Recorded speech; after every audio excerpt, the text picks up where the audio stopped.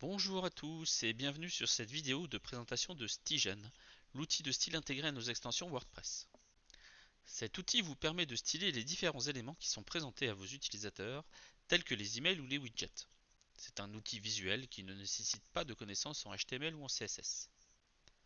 Comme vous pouvez le voir, l'interface de Stigen se décompose en trois parties: la prévisualisation au centre, les éléments sélectionnables à gauche et un panneau de contrôle en bas.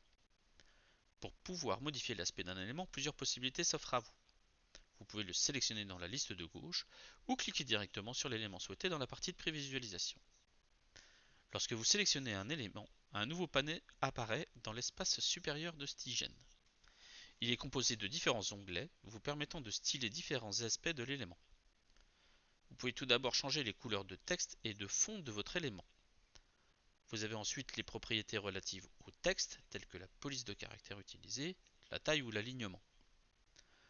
L'onglet suivant est consacré à l'emplacement et l'espacement de votre élément. Vous pouvez notamment en spécifier la taille ou les marges. Enfin, un dernier onglet vous permet de spécifier une bordure.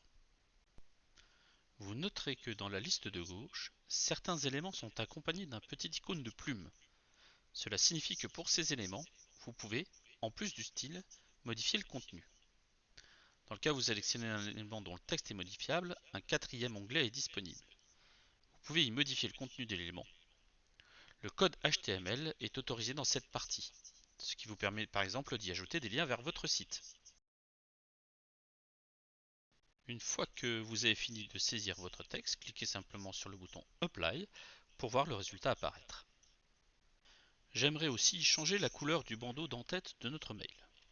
Je sélectionne donc l'en-tête et je modifie la couleur.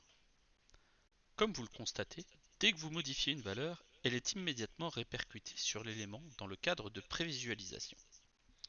Pour ceux qui sont familiers du code CSS, vous avez la possibilité de modifier directement les styles en cliquant sur le bouton Éditeur CSS. L'ensemble du code CSS actuellement appliqué est disponible dans la zone de saisie.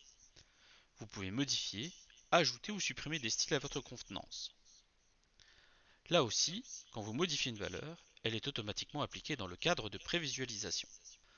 Enfin, si les styles que vous avez appliqués ne vous conviennent pas, vous avez la possibilité de restaurer les styles par défaut en cliquant sur le bouton Réinitialiser les styles. Voilà, c'est tout pour aujourd'hui. Merci d'avoir regardé cette vidéo et je vous dis à bientôt pour une nouvelle vidéo.